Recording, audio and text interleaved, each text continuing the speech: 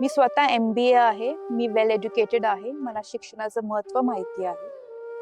युवकांचे प्रश्न म्हणजे चांगल्या पद्धतीने माहिती आहे आणि त्यांना सोडवण्याची क्षमता आहे.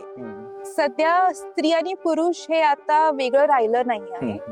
आता जरासं साईडला आपण राजकीय सोडलं तर बाकी इंडस्ट्रीज मध्ये असू दे, एज्युकेशन असू दे, फायनान्स असू दे, हेल्थ असू दे, महिला टॉपवरच आहेत. महिलांमध्ये खूप चांगली प्रतिनिधी आहे. त्यांच्याकडे नेतृत्व करण्याची क्षमता आहे. त्यांना संधी न मिळाल्यामुळे ते पुढे येऊ शकत नाही.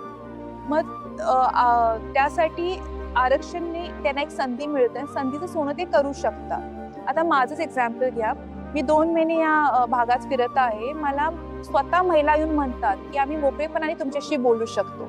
गेली 30-35 वर्ष माझे वडील अरुण गणपतराव डोंगरे हे गोकुळचे डायरेक्टर चेअरमन आहेत. त्यांनी नेहमी गोकुळला फर्स्ट प्रायोरिटी दिला आहे आणि सेकंड फॅमिलीला, आणि लोकांनाही फर्स्ट प्रायोरिटी दिला आहे आणि मग सेकंड फॅमिलीला. ह्याचं मला अजिबात वाईट वाटत नाही. इनफॅक्ट मला ह्याचा खूप मोठा अभिमान वाटतो की माझ्या वडिलांनी एवढं सगळं चांगलं काम उभा केलं आहे गोकुळच्या माध्यमातून. मग ते शेतकऱ्यांसाठी असू दे, लोकांसाठी असू होतं. मी गेले 2 महिने या मतदारसंघात फिरत आहे. मला युवती आणि युवक, खासकर युवती माझ्याजवळ येऊन बोलतात की आम्ही 10वी-12वी पर्यंत शिकलो आहोत, आम्हाला पुढचं मार्गदर्शन मिळत नाही. पुढचं मार्गदर्शन न मिळालं त्यांना पुढचं शिक्षण कसं घ्यायचं हे कळत नाही.